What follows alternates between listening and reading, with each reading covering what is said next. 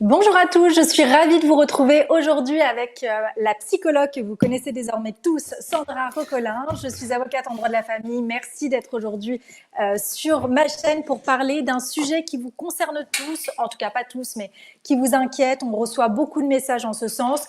Pouvez-vous nous parler aujourd'hui, s'il vous plaît, de la question de l'aliénation parentale? L'aliénation parentale, c'est un sujet qui est controversé d'un point de vue psychologique, un peu comme les pervers narcissiques.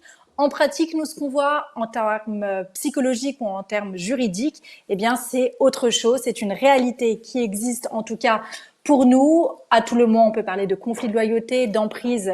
Sandra sera bien plus compétente pour parler de moi, pour parler de cette question. Donc, écoutez, je vous propose de commencer. Merci Sandra d'être là aujourd'hui. Avec grand plaisir, Héloïse.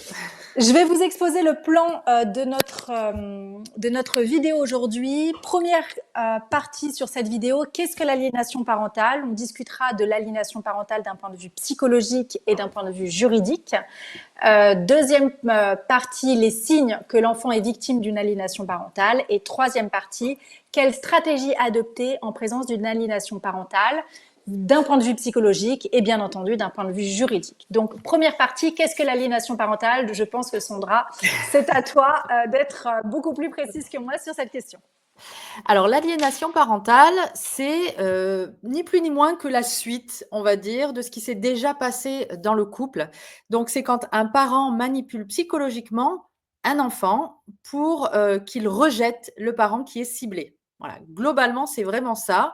Donc, ce qui se passait dans le couple, quand on était en couple avec quelqu'un de toxique, un manipulateur, une manipulatrice pervers, narcissique, il y avait cette manipulation qui était opérante sur soi. Là, maintenant, cette manipulation, vu que le manipulateur ne peut plus avoir l'emprise sur vous, il va l'avoir sur les enfants.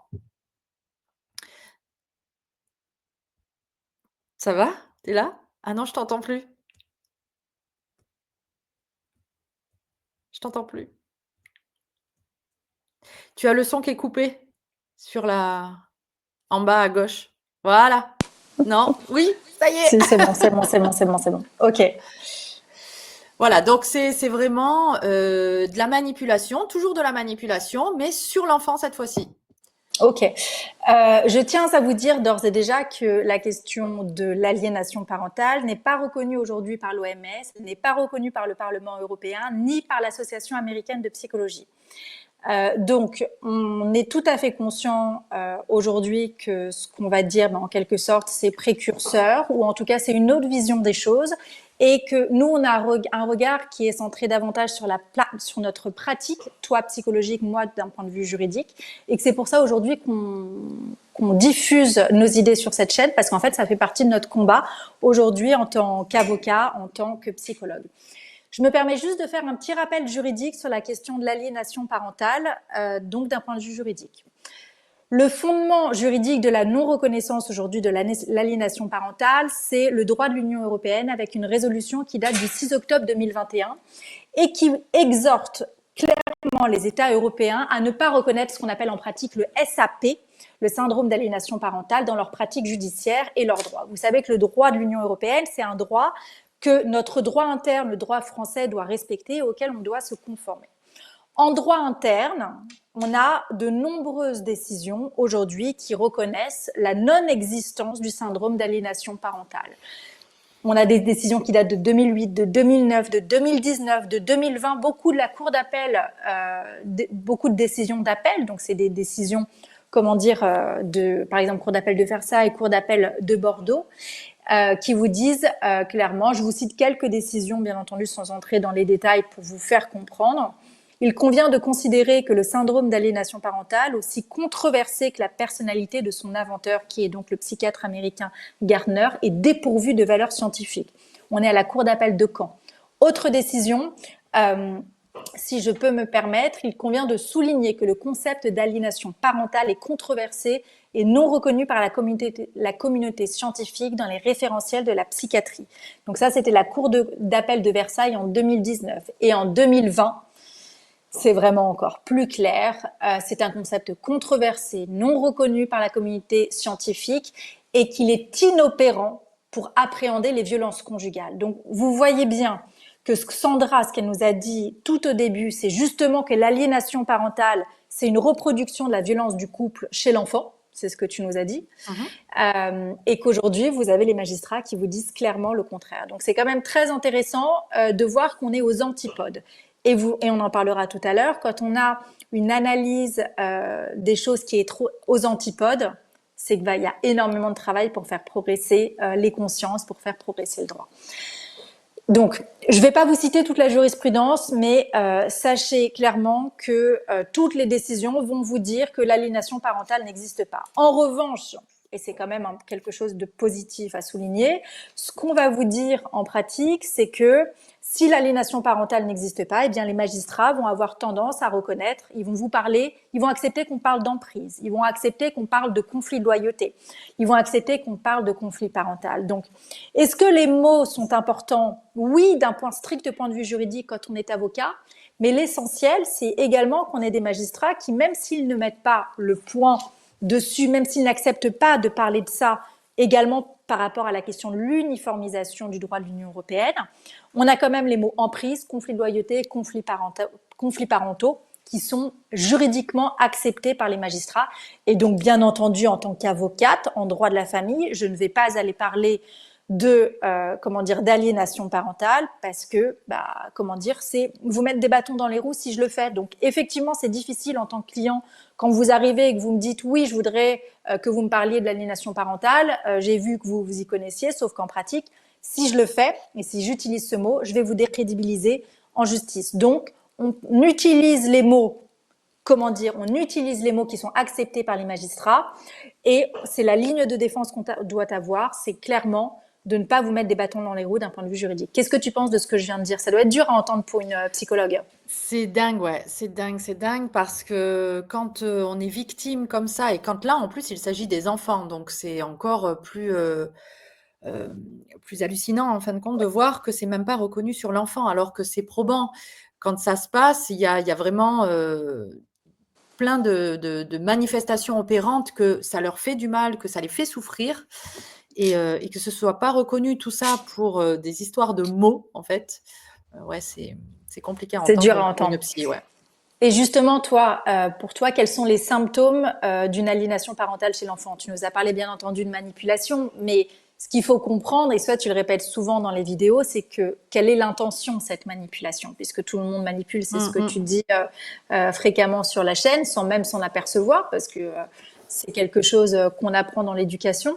Mais la question du but de cette manipulation, elle est tout autre chez l'autre parent en présence d'une aliénation parentale. Donc, en fait, la manipulation, elle va être opérante sur plusieurs actions déjà. Donc, ça, c'est pour que vous puissiez repérer aussi, il va y avoir du dénigrement, un dénigrement constant. En fait, qu'est-ce qui se passe chez l'autre parent quand vous êtes chez vous et que l'enfant est chez l'autre parent? Qu'est-ce qui va se passer quand vous n'êtes pas là? Ça va être que l'autre parent va vous dénigrer constamment de manière directe ou indirecte. Ça peut être des insinuations que l'autre parent, donc que vous, pour l'autre parent, que vous êtes pas bien, que vous faites pas exactement ce qu'il faut, que vous auriez dû faire différemment. En tout cas, ce sont des actions de dénigrement et de sabotage de votre autorité ou de vous en tant que parent, de bons parents, qui va être opéré. Il va y avoir des mensonges aussi qui vont être dits aux enfants, des fausses accusations, des insinuations d'abus ou de négligence de l'autre parent. Il va y avoir du chantage affectif aussi, qui va faire penser à l'enfant que s'il aime l'autre parent, on va moins l'aimer, ou il fait pas ce qu'il faut, ou c'est pas un gentil garçon ou une gentille fille. Voilà. Il va y avoir parfois même, ça peut aller jusqu'à l'interdiction de contact et l'implantation de faux souvenirs. Ouais. Alors, attends. Déjà, tu disais, alors juste comme ça, pour ceux qui sont sur TikTok, j'ai compris qu'il y a un problème de son. Je n'arrive pas à comprendre pourquoi. Sachez que vous pouvez retrouver ma chaîne Passis Lexis sur YouTube et que vous pourrez retrouver l'intégralité de cette vidéo qui est enregistrée. Donc vraiment, allez sur YouTube. La chaîne, ça s'appelle Passis Lexis et vous allez pouvoir la retrouver l'entièreté de la vidéo. Tu me parlais de dénigrement, mais il y a quand même quelque chose d'important que tu as souligné et je pense que c'est important d'expliquer ça de manière plus claire. Tu dis que le dénigrement, c'est pas forcément dire clairement en parlant de l'autre parent, Non. il n'est pas gentil, il est méchant, ça peut être beaucoup plus fin. Est-ce que tu peux donner des exemples de dénigrement qui, sont en quelque sorte subtils? Ben, ça peut être par exemple, si c'est le père qui est manipulateur, par exemple, il va dire de la mère, ah, elle a fait comme ça. Ah bon, mais ça devrait pas être fait comme ça. D'accord. Normalement, une gentille maman, ça fait pas ça. D'accord. Ok, mais dans ces cas-là, moi la question, parce que en fait, tu es en train de nous dire, oui, mais une gentille maman, un gentil papa, ça fait pas ça, mais tu es sûr qu'elle a fait comme ça ou pas. Donc en gros, ce que tu es en train de me dire, c'est que tu as un parent qui donne l'analyse d'une situation, Une analyse faussée, une une analyse analyse faussée. induite. Mais comment tu fais du coup? Moi, j'ai envie de poser la question, mais il y a des fois, le parent victime, est-ce qu'il va pas dire ça aussi? Oui, sauf que si, il faut pas que ce soit faussé en fait. C'est là où le mensonge et les fausses accusations, c'est-à-dire que le parent qui est manipulateur, lui, c'est un parent qui a une réalité déformée en fonction de ses propres besoins, en fonction de ce qu'il peut utiliser de la réalité. Mm. Donc, le parent qui est manipulateur va modifier aussi la réalité de l'enfant et va lui donner des mauvais codes, va lui donner des codes qui lui servent à lui. Alors, Ok. le parent sain, lui, va ramener de, de la connexion avec les émotions pour l'enfant. Hein. Là, c'est ce qu'on va voir après, mais il va ramener d'autres actions, il va faire d'autres actions qui sont saines et dans l'intérêt de l'enfant, pas dans l'intérêt du parent. C'est cette Ok. intention toujours, l'intérêt D'accord. de l'enfant ou l'intérêt du parent. Le parent Mm. manip, lui, il va faire l'aliénation parentale pour utiliser l'enfant toujours pour faire valoir lui, pour continuer de contrôler l'autre parent, pour punir éventuellement l'autre parent, mais pas dans l'intérêt de l'enfant. Ok. Alors que le parent sain, lui, il va faire les choses dans l'intérêt de l'enfant pour que l'enfant se sente le mieux possible, même si ça dessert ses intérêts en fait. Ok, donc en fait, ce que tu es en train d'expliquer, c'est que pour identifier une aliénation parentale, c'est voir si tous les mécanismes d'emprise mis en place par le parent toxique sont, par l'un des parents, sont ou non dans l'intérêt de l'enfant. Si Voilà. c'est toujours l'intérêt de l'enfant qui prime, eh bien, dans ces cas-là, c'est que les comportements manipulateurs, en gros, ne sont pas mis en place. Et si c'est pas le cas, c'est qu'on est dans un risque, voire une emprise, une aliénation parentale. Ce qui est intéressant quand même, je tiens à le souligner, c'est que vous connaissez ma liberté de parole, c'est l'essence de ma profession, d'être l'indépendance, exprimer ce qu'on pense.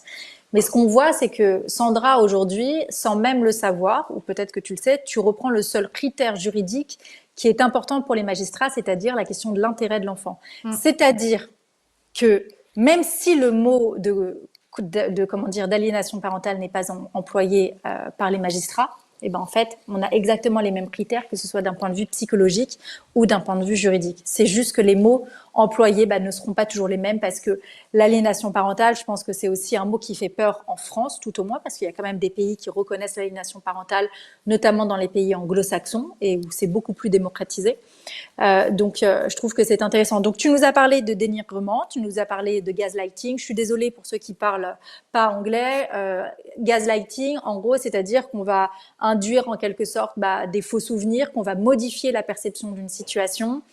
Et c'est pour ça que je le dis toujours quand je reçois des clients au cabinet et qui me disent oui, mais il a dit ça de moi. Je leur dis oui, moi je suis en train de vous dire que vos cheveux sont rouges. Qu'est-ce que ça vous fait intérieurement quand je vous dis que vos cheveux sont rouges ou qu'ils sont bleus ou en tout cas que je change la perception? Qu'est-ce qu'ils me répondent à ce moment-là? Ils me répondent que ça leur fait rien. Ça leur fait rien. Pourquoi? Parce qu'ils savent que mes propos sont totalement délirants et qu'ils sont dépourvus d'affect à ce moment-là. Quand je leur dis que, si je te dis que tes cheveux sont blonds, alors toi, n'en parlons pas, il n'y a aucune chance que ça marche, mais je précise que je suis en live avec Sandra Rocola en même temps sur comment ça s'appelle, sur YouTube. Et donc, en fait, je tiens vraiment à préciser que cet exercice là dont je parle de qu'est-ce que tes cheveux sont rouges pour te faire comprendre ce que c'est le gaslighting, c'est un exercice qui peut être fait avec les enfants sans même en parler clairement. Dire voilà, qu'est-ce que tu viens de voir en tant qu'enfant, qu'est-ce que tu as vu, et c'est un exercice à faire de manière régulière avec le parent sain, je pense. Et qu'est-ce que tu ressens? Les Qu'est-ce que tu ressens? connecter en fait, parce que l'autre parent le parent manip, il va vraiment les déconnecter d'eux. Hein, et être centré sur lui pour continuer l'emprise, pour continuer, pour utiliser l'enfant comme levier pour blesser l'autre. C'est toujours, Exactement. de toute façon, il y a toujours cette notion d'utilité des humains. On utilise, enfin, les manipulateurs, les PN, utilisent les humains pour les servir. Et donc, il n'y a pas du tout l'intérêt supérieur de l'enfant n'y est pas du tout chez eux. Donc, même si ils essayent de montrer de faire une vitrine sociale pour dire que c'est l'intérêt de l'enfant qui est soi-disant pour eux valorisé, mais ça ne l'est pas. Tout à fait. Et alors, ce qui est encore, comment dire, plus difficile à comprendre en tant que parent, mais ceux qui le vivent le comprennent parfaitement, c'est que le parent pervers narcissique ou peu importe comment on l'appelle, le parent manipulateur aura toujours un discours qui vous culpabilisera et vous fera croire qu'il prend en compte également l'intérêt de l'enfant. Voilà, complètement. Jusqu'à ce qu'il comprenne parfois. Il y a deux possibilités. Soit il est très intelligent et de toute façon, son discours sera très complexe et très difficile à délier pour identifier la manipulation, même pour les magistrats. Soit il sera mal conseillé et ou il sera pas suffisamment intelligent, et dans ces cas-là, son discours de parent toxique sera facilement identifiable. C'est par exemple le parent qui va reconnaître dans des échanges épris qu'il a insulté l'enfant, tout en disant bah voilà, merci, comment dire, de m'avoir dit que ça posait problème à tel enfant que son père l'insulte. Je ne sais pas si vous me suivez. Qui donnera toujours l'apparence d'un parent sain en disant qu'il est à l'écoute. Toujours. Mais parfois, il y aura quelques conneries quand même, en fait, qui sont faites en pratique. C'est un peu ça. Donc, tu nous as parlé de dénigrement, de gaslighting. Je pense à quelque chose d'assez fréquent aussi, en tout cas dans les dossiers avec des adolescents. Là, on est sur un autre niveau. Bah, c'est un degré de mensonge aussi important. Il y a beaucoup de mensonges. Pourquoi ? Parce que le mensonge, je suppose que vous l'avez compris, j'aurais voulu que vous me répondiez en direct, le mensonge, ça permet d'éviter le conflit de loyauté pour l'enfant. Ça permet aussi de se protéger. Donc, il faut se mettre à la place de l'enfant. Qu'est-ce que tu en penses de ce que je dis ? Alors, le mensonge du parent ou de l'enfant ? De l'enfant. De l'enfant, le mensonge de l'enfant, ça permet de se protéger du conflit, de protéger l'un des parents, de ne pas trahir l'un des parents. Oui, alors voilà, au niveau des manifestations chez l'enfant, quand il vit de l'aliénation parentale, effectivement, il peut y avoir de ça. Il peut y avoir du mensonge, il peut y avoir de la culpabilité. Il y a une culpabilité très importante parce que l'enfant, lui, il ne fait pas la différence entre un parent sain et un parent toxique. Pour lui, il aime les deux parents. Donc, forcément, lui, il va avoir une culpabilité, quoi qu'il arrive, quand un des deux parents dénigre l'autre, de manière directe ou indirecte. Il va le sentir. Il va pas être à l'aise avec ça du tout. Donc, il va pas savoir trop quoi en faire. Très souvent, c'est aussi pour ça qu'il y a de l'anxiété, de la dépression, des troubles du sommeil, de l'agressivité aussi chez l'enfant. C'est comme ça qu'on peut de l'impulsivité aussi, ouais. Ouais, c'est comme ça qu'on peut repérer de l'aliénation parentale, potentiellement aussi. Hein, voilà. Donc, il va y avoir un discours aussi de l'enfant qui va changer. On ne sait pas trop pourquoi il se comporte comme ça. Il dit ça maintenant. C'est comme si ça sortait de l'œuf, quoi. On sait pas pourquoi. D'un seul coup, il y a quelque chose qui change et qui peut pas vraiment être expliqué par autre chose, en fait, hein, par des problèmes à l'école ou avec enfin, voilà. Il y a aussi quelque chose que mes clients me disent de manière assez fréquente en matière d'aliénation parentale, c'est qu'en fait, quand la transition avec l'autre parent est effectuée, avant que l'aliénation parentale soit mise en place vis-à-vis de l'enfant, eh bien, les transitions se passent bien dans le sens où la connexion entre le parent sain et l'enfant est rétablie relativement rapidement, de peut-être 1 heure, 2 heures, 3 heures. Alors que plus l'aliénation parentale devient intense, plus les parents me disent bah, j'ai mis 2 jours, j'ai mis 4 jours, j'ai mis 1 semaine pour récupérer mon enfant, jusqu'au moment où l'aliénation parentale est tellement forte que les parents, dans des situations extrêmes, me disent bah, j'abandonne, je ne veux plus voir mon enfant. Ce n'est pas possible parce que c'est mon équilibre psychologique qui est mis à l'épreuve. C'est moi qui souffre trop à tel point qu'il est très difficile de m'occuper de l'enfant. Et j'ai des situations dans lesquelles il y a des parents, clairement, qui sont face à des enfants qui veulent foutre le feu à leur maison, qui vont les accuser de violences sexuelles, qui vont les humilier indirectement sur la place publique en racontant des mensonges sur le parent qui est sain. Et ces enfants, à ce moment-là, ils n'en sont pas conscients. Et le message que j'ai envie de transmettre à tous ces parents qui se disent bah, en fait, c'est impossible, je vais jamais m'en sortir, je vais jamais récupérer mon enfant, c'est que j'ai plein de dossiers dans lesquels les parents récupèrent psychologiquement leur enfant. Même si ça prend quelques années, même s'il y a des procédures devant le juge des enfants par la suite, devant le JAF, avec des professionnels de justice qui ne comprennent pas la situation, moi, ce que je vois en pratique, c'est que c'est des dossiers dont les magistrats par la suite ont ne comprennent pas pourquoi il y a une évolution, ou en tout cas ils le comprennent à la lumière d'une lecture assez basique comparée à la complexité de l'évolution des relations au fur et à mesure des années. Et ce qui est dramatique aussi, je pense à certains dossiers que j'ai eus il y a plusieurs années, c'est quand les enfants changent, il y a des changements de services sociaux, des changements d'éducateurs quand il y a des procédures juges pour enfants. Et là, c'est absolument dramatique. Pourquoi? Parce que souvent, quand il y a des changements de personnel, eh bien, tout le travail doit être repris à zéro pour l'enfant. Et ça, c'est dramatique parce que, en fait, vous vous apercevez qu'il n'y a pas de suivi, il n'y a pas de continuité dans le cadre des procédures avec le JE en cas de changement de personnel éducatif, en cas de changement, voilà, dans les aides psychologiques, dans les éducateurs. JE, c'est quoi? Juge des enfants. D'accord. On dit parfois JDE, ça dépend, D'accord, ok. ça dépend des pratiques. Oui, Donc et voilà. tout ça, ça montre bien encore une fois, comme dans la vidéo précédente que l'on avait faite, c'est que être en contact avec un pervers narcissique manipulateur, ça induit forcément chez nous, enfin, ça nous fait développer la maîtrise de soi. Et encore plus avec les enfants, parce que quand on voit nos enfants souffrir de ça, on a envie de se révolter, on a envie d'accentuer, d'aller au front, quoi. Alors qu'en fait, non, il faut arriver à se maîtriser pour mettre en place des choses. Et là, on va y venir sûrement aussi sur le comment protéger son enfant, parce que c'est nécessaire aussi d'avoir une attitude en tant que parent sain, pas contre-productive.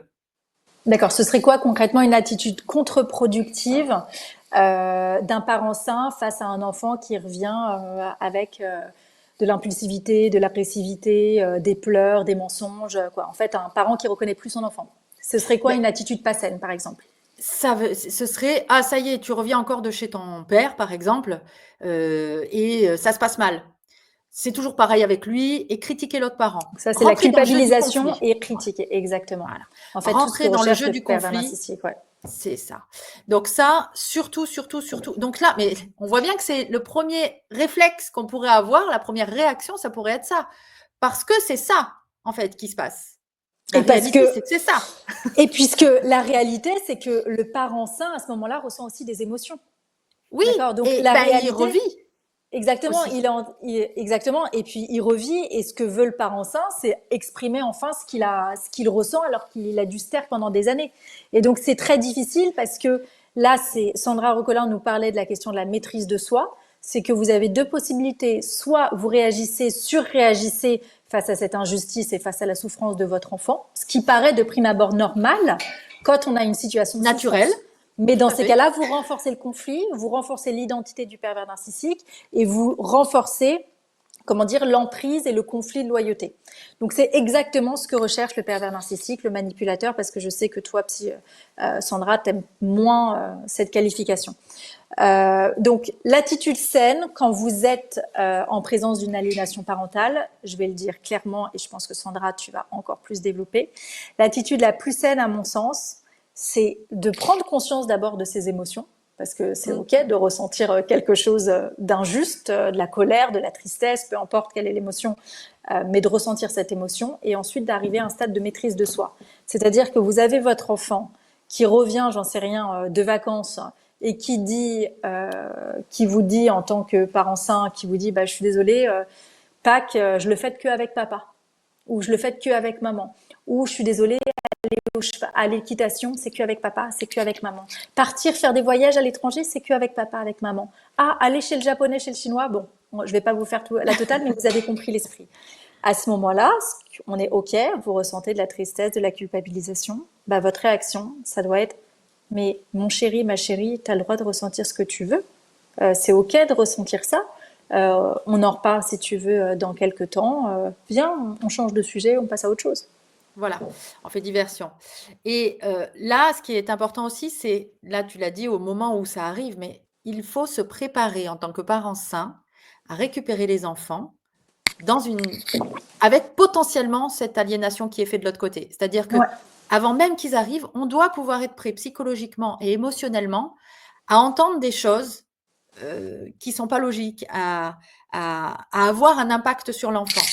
Exactement. Et ça, je pense que c'est hyper important ce que tu viens de dire parce que Vraiment, je pense que les parents qui font les transitions avec un parent pervers narcissique, ils s'attendent pas à recevoir en quelque sorte des bombes. Je sais pas, Non. j'ai pas le terme, mais ils se projettent pas sur le fait qu'ils vont recevoir une bombe à chaque fois qu'il y a une transition, un retour et qu'il y aura un truc dément à chaque fois qui va arriver. Or, c'est l'essence même de la relation avec le pervers narcissique, avec le manipulateur, c'est que pour garder cette emprise, il faut qu'il y ait cette imprévisibilité qui existe. La surprise, Et oui. exactement, la sidération, il Oui. recrée la sidération, mais cette fois-ci par l'intermédiaire de l'enfant. C'est ça. C'est pour ça, comme on disait la dernière fois, la stratégie, avoir des stratégies pour se protéger, pour avancer et pour protéger ses enfants, c'est important. Donc, en fait, c'est être pas dans une survigilance, mais dans une vigilance active à des moments clés. Ouais. Et les moments clés, ce serait quoi quels sont Alors les moments déjà clés où il là, faudrait particulièrement être vigilant? là, clairement, quand on récupère l'enfant, Ouais. parce que potentiellement, on sait qu'il a vécu émotionnellement beaucoup de choses. Donc, on le récupère pas, pas bien. Si je peux Ouais. utiliser des termes tout simples, c'est pas bien. Il n'est pas dans son assiette, quoi. Alors, ça peut se manifester par de l'anxiété, des pleurs ou de l'agressivité, voilà. Et qu'on comprend pas pourquoi, quand on le récupère, on se prend la décharge. Mm. Mais justement, L'enfant est agressé aussi, potentiellement, parce que l'anxiété est là. Donc, voilà. Et quand on les récupère comme ça, c'est très dur. Moi, je vois, j'ai beaucoup de patientes, c'est ça. C'est très dur de récupérer et de se dire, voilà, j'avais fait le boulot la semaine dernière, enfin la fois où je l'ai eu, je l'ai redonné, nickel, et je le récupère en vrac complet. Et il faut que je refasse le travail. Je sais qu'il va encore me falloir 3 jours pour le récupérer normal et finir par le redonner bien. Et ça énerve, ça agace. et ainsi de suite. Et ainsi de suite. Et Mais ainsi de c'est ça suite. le job. Parce qu'au fur et à mesure, en fait, avec l'enfant va pouvoir savoir que quand il revient, c'est toujours pareil.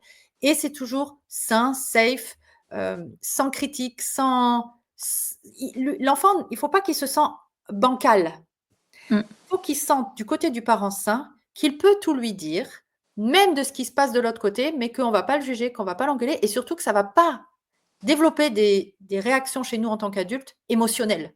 Bah oui, parce qu'en fait, si tu développes des réactions émotionnelles qui sont difficiles pour l'enfant, il va apprendre à se taire, encore une fois. Donc, il n'aura Voilà. plus aucun endroit où il peut s'exprimer de manière apaisée. D'où l'importance pour le parent vraiment d'avoir moi je dirais sur le suivi psychologique, en tout cas quelque chose qui permette de gérer ça, de gérer quand même quelque chose qui est de l'ordre de l'injustice, Bien sûr. mais de le gérer pour développer la maîtrise de soi, pour permettre à l'enfant d'être bien Ouais. et d'arriver à osciller dans tout ça. Juste un point sur la question du suivi psychologique. D'un point de vue juridique, on arrive souvent dans des situations où c'est impossible d'avoir un psychologue qui est choisi d'un accord amiable entre le parent sain et le parent toxique. Pourquoi? Parce que le parent toxique, il a parfaitement compris que si vous avez un psychologue, bah, ça aidera à la connexion aux émotions, à l'analyse de la situation, au développement de l'esprit critique. Donc, bien entendu que le parent toxique va tout mettre en œuvre pour qu'il n'y ait pas de suivi psychologique. Comment ça va Sur se l'enfant, matérialiser? là, tu Sur parles. l'enfant, bien sûr. Il n'y aura pas de suivi psychologique sur Moi, je l'enfant. parlais sur le parent, hein, d'avoir le Ouais. suivi psychologique du parent.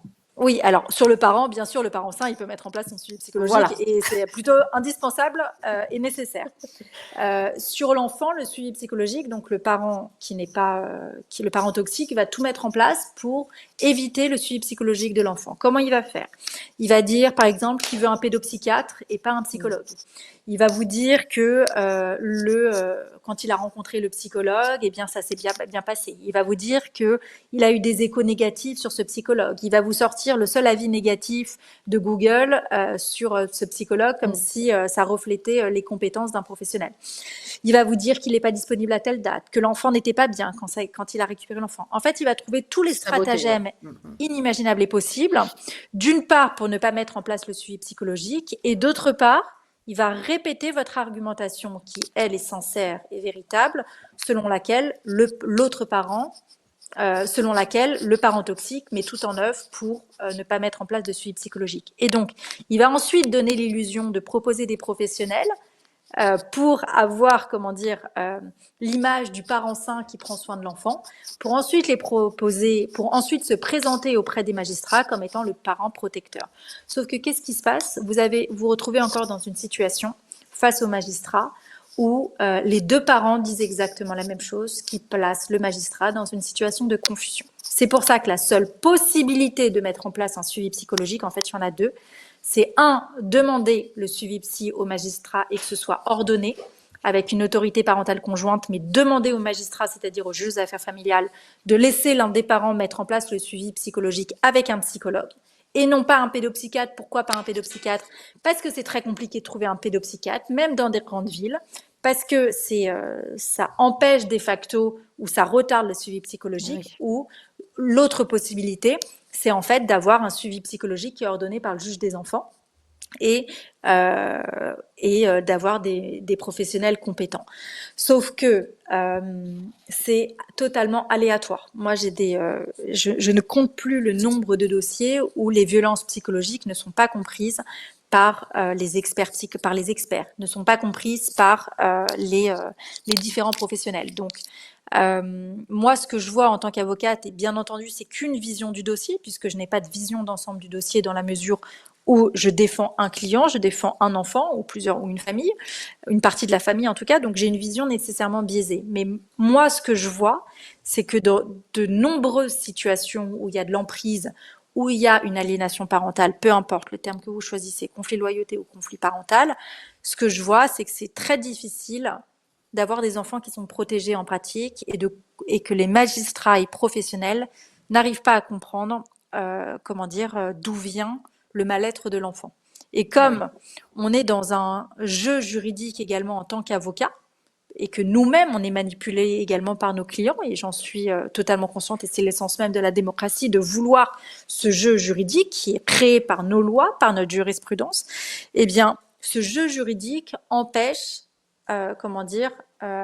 empêche en quelque sorte l'objectivité. Alors, nous, en tant qu'avocats, on manque nécessairement d'objectivité puisqu'on est là pour défendre un client, un enfant, peu importe une famille. Donc ça, c'est une vraie difficulté. Et les psychologues qui se présentent, dans le cadre des expertises comme étant objectifs, eh bien, je suis désolée, mais moi, j'en vois tellement avec des expertises psychiatriques où on va avoir 2 rendez-vous pour un parent, mais un rendez-vous pour l'autre. On va avoir un rendez-vous qui va durer 5 heures pour un parent, l'autre, ça va durer 2 fois 5 heures. Et donc, en fait, il y a aussi cette impartialité objective qui fait défaut dans les expertises et surtout cette impréparation des clients pour aller aux expertises. Quand on va à une expertise, on y va avec son avocat, on y va avec un psy, on y va au minimum préparé. Puisque si vous n'y allez pas préparé, vous allez littéralement ne pas avoir la possibilité de contester le contenu de l'expertise. Parce qu'en fait, si vous y allez en étant accompagné, d'une part, vous pouvez par la suite dire si l'expertise est dans votre sens, j'étais accompagnée, il y a toutes les raisons de valider cette expertise, puisqu'elle était non seulement l'expert psychologue, l'expert psychiatre était présent, mais en plus j'étais avec mon avocat et ou un psy. Et dans l'hypothèse inverse, si, l'expertise n'est pas en votre faveur, eh bien, vous pourrez dire, en plus, j'étais avec mon avocat, avec telle personne qui présente et qui a une analyse totalement différente de la situation. Et en tant que psychologue qui ait suivi tel client pendant des mois et des années, je peux vous dire que l'analyse qui a été faite en 2 heures de rendez-vous est totalement à côté de la plaque. Donc ça, c'est vraiment la question de l'expertise psychologique, c'est quelque chose qui doit se préparer et il ne faut pas envoyer les clients au casse-pipe en disant « allez-y tranquille ». Non, l'expertise psychologique, c'est une manière pour le magistrat, et c'est compréhensible, de se défausser sur quelqu'un qui est compétent, qui a vraiment parlé avec les parents et avec le ou les enfants.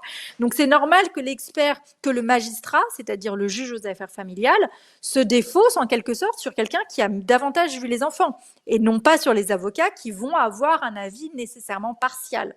Ok ? Donc, dites-moi ce que vous en pensez. Pour ceux qui me suivent sur TikTok en même temps, sachez que vous pourrez retrouver l'intégralité de la vidéo sur ma chaîne YouTube qui s'appelle Passis Lexis, et je suis en présence de Sandra Recolin, qui est une psychologue comportementaliste et qui est particulièrement compétente, vous ne la voyez peut-être pas là, mais qui est particulièrement compétente pour toutes les relations toxiques et pour vous aider à avancer vraiment.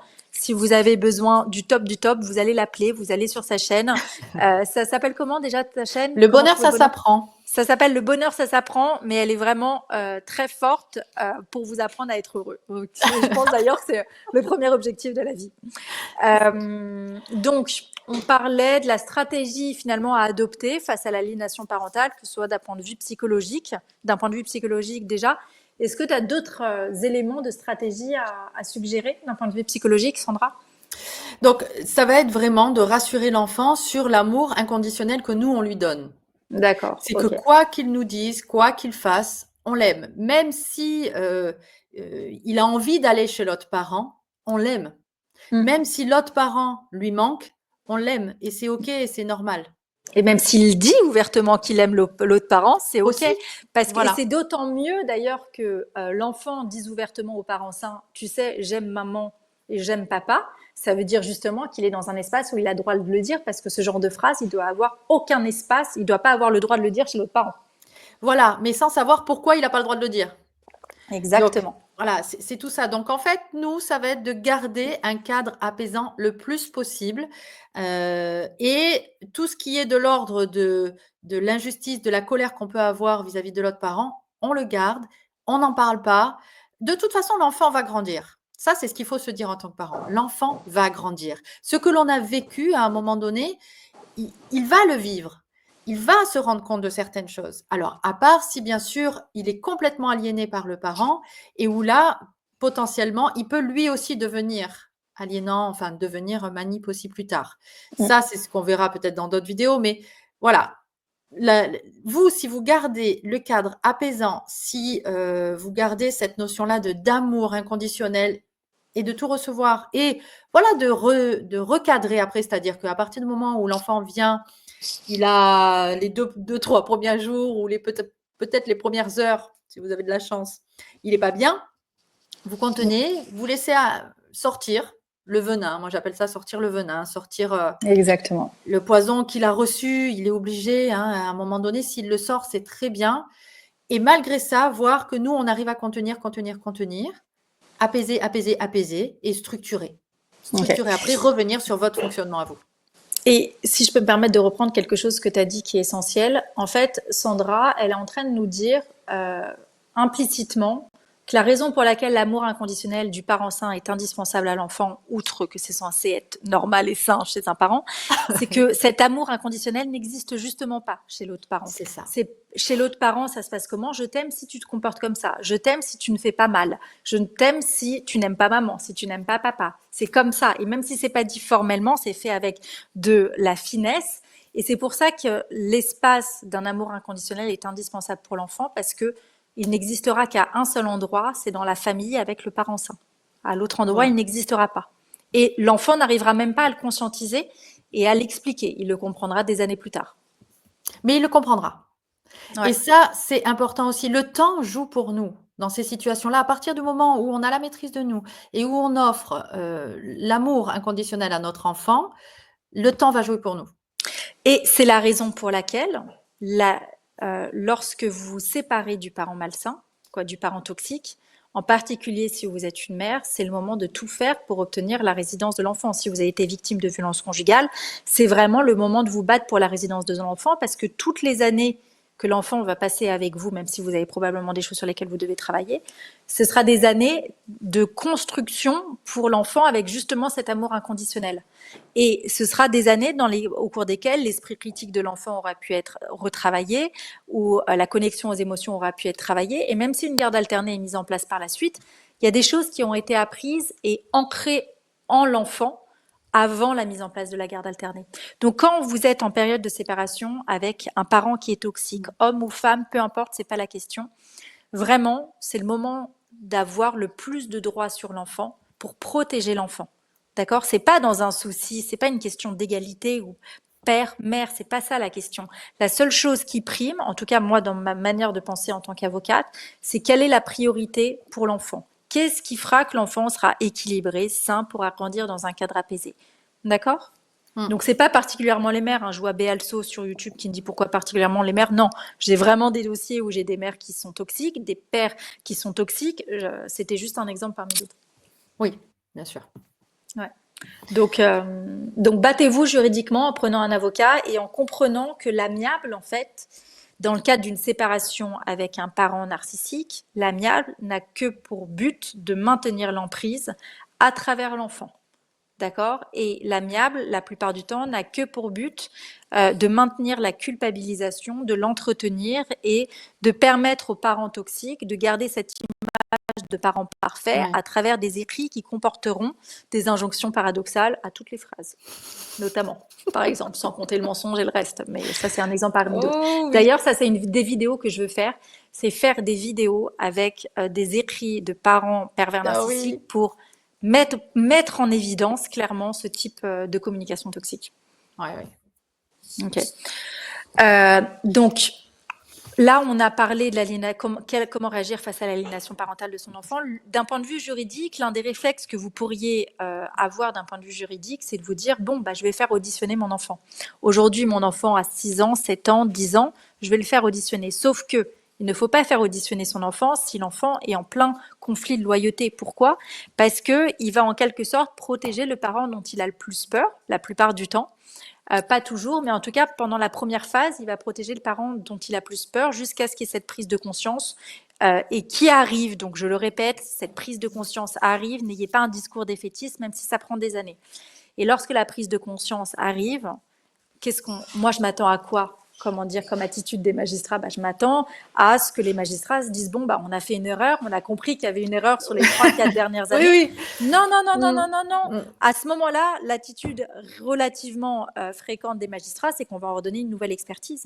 C'est qu'on va ordonner une nouvelle procédure juge des enfants, une réouverture, des droits de visite médiatisés, parce que on se retrouve avec des magistrats qui ont initialement entendu un enfant dire bah voilà, tel parent, le parent sain est toxique et méchant pour les raisons suivantes, j'ai porté plainte pour lui, avec un enfant qui 3 ans, 4 ans après vous dit ah bah non, en fait c'était ma mère, c'était mon père qui est totalement toxique. Donc ça c'est hallucinant et incompréhensible pour beaucoup de magistrats. Et pourtant, moi, c'est ce que je vis en tant qu'avocate. Et sachant que ce que je vis en tant qu'avocate également, c'est des conflits qui sortent, de la sphère judiciaire pour être réglé en dehors de la sphère judiciaire. Pourquoi? Parce qu'il arrive également que le parent toxique, une fois qu'il a perdu son emprise sur l'enfant, bah, abandonne l'enfant littéralement. Oui. En faisant par la suite d'ailleurs culpabiliser l'enfant, mais tu te rends compte, je t'ai abandonné, mais tu as choisi ton père, moi j'ai tout fait pour toi, alors que je t'aimais plus que tout. Donc on l'a aussi cette situation. Bien sûr. Oui. Ok. Et en cas de saisine des juridictions, la stratégie judiciaire la plus souvent préférable à adopter et qui est contre-intuitive, c'est en fait d'aller sur l'apaisement. Puisque toute réponse de votre part qui viserait à expliquer au magistrat la réalité de la situation, ça donnera la possibilité aux parents toxiques de se justifier et d'intensifier encore le conflit de loyauté. Et donc, ce qui est paradoxal, c'est que à partir du moment où vous avez compris que certaines juridictions tentent d'être incompétentes pour comprendre la complexité du conflit de loyauté, on nous dit oui, c'est pas bien le conflit de loyauté, mais on n'en tire pas les conséquences et on laisse parfois une garde alternée, ou on laisse un droit de visite élargi, ou on met pas en place, un suivi psychologique. Et donc, en fait, il y a des informations contradictoires qui sont parfois données par les magistrats auprès des parents.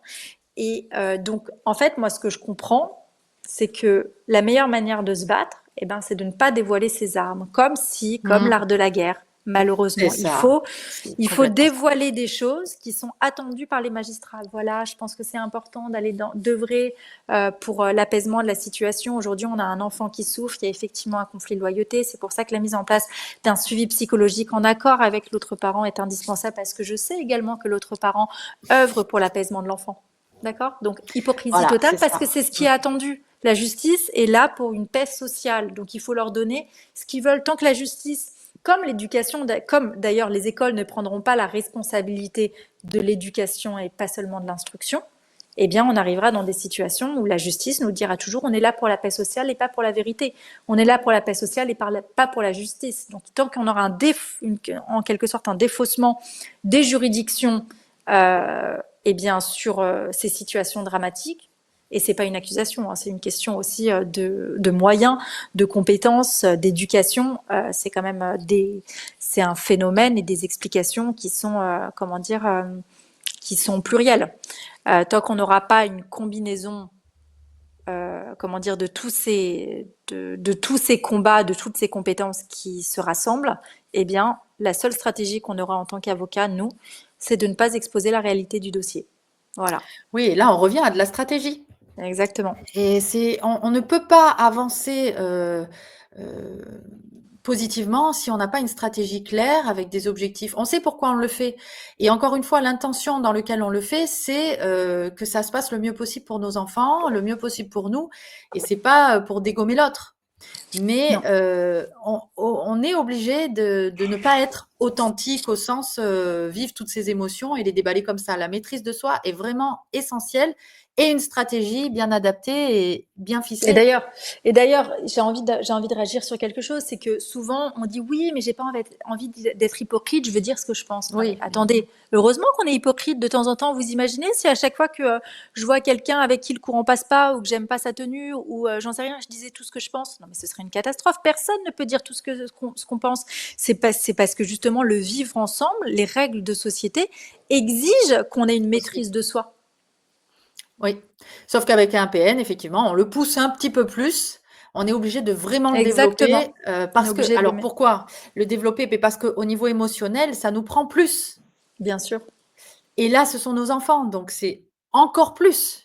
Donc Ouais. là, c'est pour ça que ça nous met dans cette difficulté émotionnelle, psychologique et voilà, intense de changer un petit peu notre comportement par rapport à ça. Et puis aussi parce que nous, on a vécu la manipulation.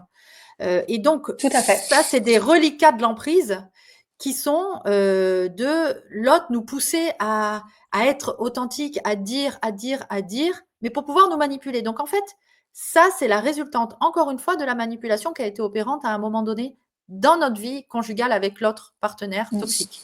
Donc, Exactement. plus on arrive à s'émanciper de ça, plus c'est bon signe parce que ça veut dire que l'on sort de plus en plus de l'emprise. Et puis plus ça veut dire que l'enfant peut vous prendre pour modèle et Voilà, identifier ce qu'est un aussi. comportement sain ou pas. Voilà. Voilà, j'ai senti que c'était le mot de la fin là. J'ai senti que c'était le mot de la fin.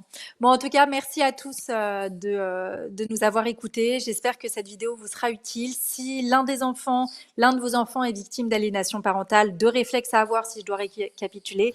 Vous allez voir un psychologue et un avocat pour voir ce qui doit être mis en place.